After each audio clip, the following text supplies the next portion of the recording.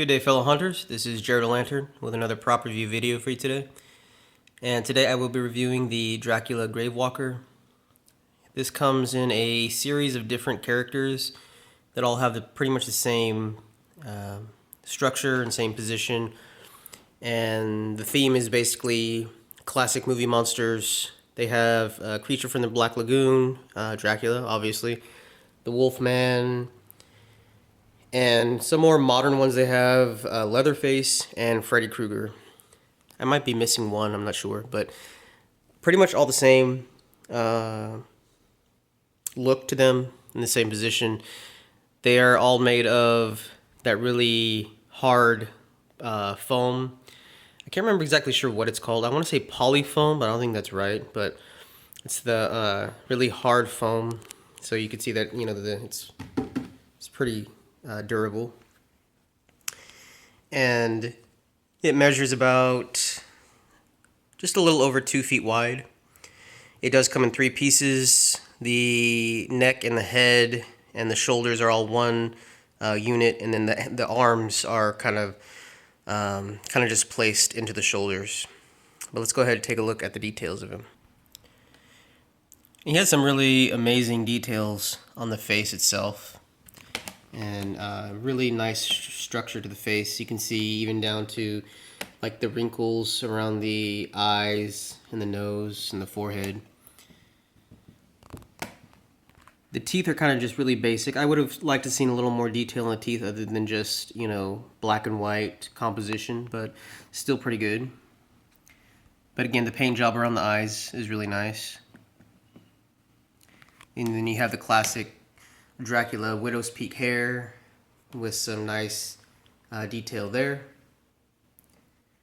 And then coming down to his bow tie, and then there's his medallion thing that you typically see on a lot of vampire or Dracula props. Now I'll show you exactly how the arms are connected. They don't screw in or anything. They basically just kind of pop in, and it's not the most precise. Let me turn on the flash so you can see in there. It's not the most precise connection there. It just kind of, a hole drilled to the same size as the arm, and then it kind of just gets placed in there. And then so roughly the same shape, that square shape you see there is the same shape as the square over here. And you kind of just pop it in there, and it's not incredibly tight fitting. I can basically just pull it out with one hand. It's not very secure. How I'm gonna deal with that when it comes for time to display it, I don't know if I want to add some adhesive at the back or something just to make sure it doesn't fall off. But that's definitely something to take into consideration. And same for the other arm. Turning him around a little bit, and you can see he's a pretty decent sized prop. He does have a flat back. Now when I lift him up, arms might fall off.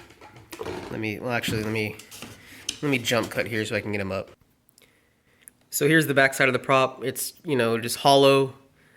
In one of the descriptions I had seen online, it said that you can hang it on the wall, and I thought there was going to be like a specific hook. Obviously there isn't. And even though this is supposed to be like a grave walker, meaning kind of busting out of the ground, I had already kind of intended for him to kind of be on the wall to make it look like he was busting out of a wall. I thought that would have been more interesting, to have him coming out of the wall. He has great detail. I forgot to talk about the eyes. The eyes have great detail as well. Very realistic, very professional prop-looking eyeballs. But I really wanted to kind of have that feeling that he's looking down at the guests. So if I have him popping out of a wall, I think that would, I would achieve that rather than having him come out of the ground. I think that would be a much more kind of like dramatic, more grand presentation if he's coming out of the wall. And just take a look at the hands. Pretty decent detail on the hands. Not the best paint job, but still pretty good detail.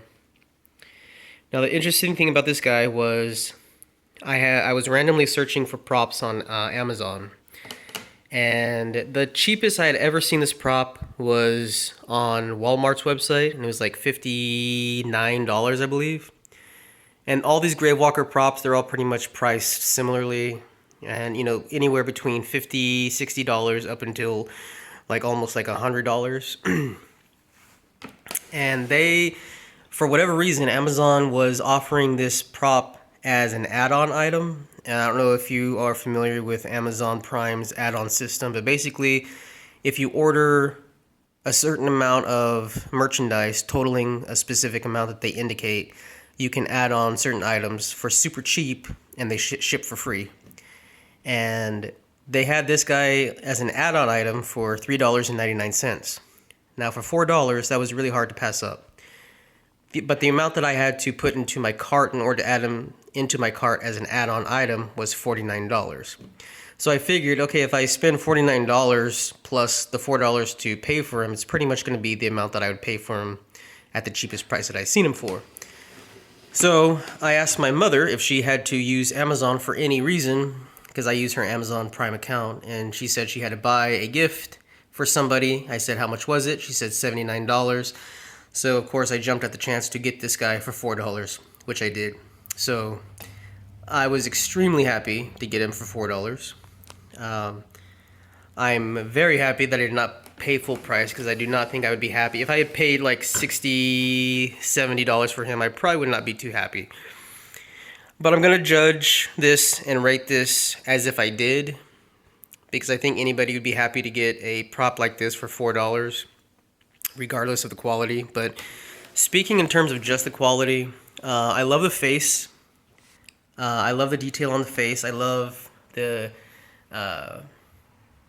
how realistic it looks. But the only problem I do have with it is that it has like this glossy paint finish, and I really wish it was more like a matte finish. I think it just would look more authentic, basically. The arms not being, totally secure is definitely going to be an issue.